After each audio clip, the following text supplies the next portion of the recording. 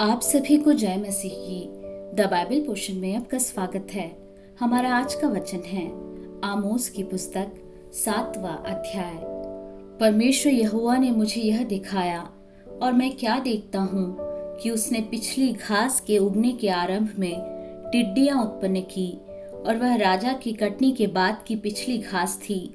जब वे घास खा चुकी तब मैंने कहा, हे परमेश्वर यहोवा, क्षमा कर, नहीं तो याकूब कैसे स्थिर रह सकेगा? वह कितना निर्बल है।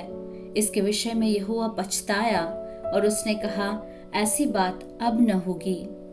परमेश्वर यहोवा ने मुझे यह दिखाया और क्या देखता हूँ कि परमेश्वर यहोवा ने आग के द्वारा मुकदमा लड़ने को पुकारा और उस आग से महासागर सूख गया और देश भी भस्म होने लगा था। तब मैंने कहा, हे परमेश्वर यहोवा, रुक जा, नहीं तो याकूब कैसे स्थिर रह सकेगा? वह कैसा निर्बल है। इसके विषय में भी यहोवा पछताया और परमेश्वर यहोवा ने कहा, ऐसी बात फिर न होगी।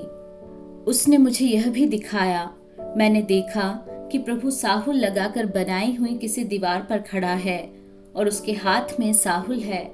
यहोवा ने मुझसे कहा, हे आमोस, तुझे क्या देख पड़ता है? मैंने कहा, एक साहुल। तब परमेश्वर ने कहा, देख, मैं अपनी प्रजा इस्राएल के बीच में साहुल लगाऊंगा। मैं अब उनको न छोड़ूंगा। इसहाक के ऊंचे स्थान उजाड़ और इस्राएल के पवित्र स्थान सुनसान हो जाएंगे और मैं यारोबाम के घराने पर तलवार खींचे हुए चढ़ाई करूंगा।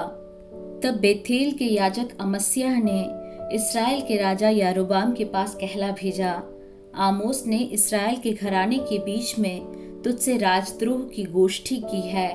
उसके सारे वचनों को देश नहीं सह सकता, क्योंकि आमोस यूं कहता है, यारोबाम तलवार से मारा जाएगा और इस्राएल अपनी भूमि पर से निश्चय बंधुआई में जाएगा।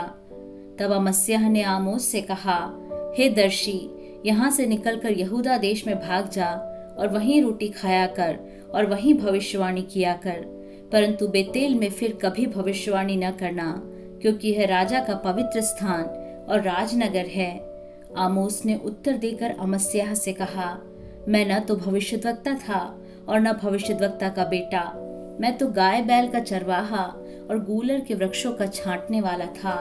और यहोवा ने मुझे भेड़ बकरियों के पीछे पीछे फिरने से बुलाकर कहा, जा, मेरी प्रजा इस्राएल से भविष्यवाणी कर। इसलिए अब तू यहोवा का वचन सुन।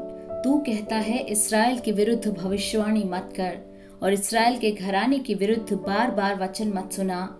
इस कारण यहोवा यूं कहता है, तेरी स्त्री नगर में वेश्या हो जाएगी और तेरे बेटे बेटियां तलवार से मारी जाएंगी और तेरी भूमि डोरी डालकर बांट ली जाएगी और तू आप अशुद्ध देश में मरेगा और इस्राएल अपनी भूमि पर से निश्चय बंधुआई में जाएगा।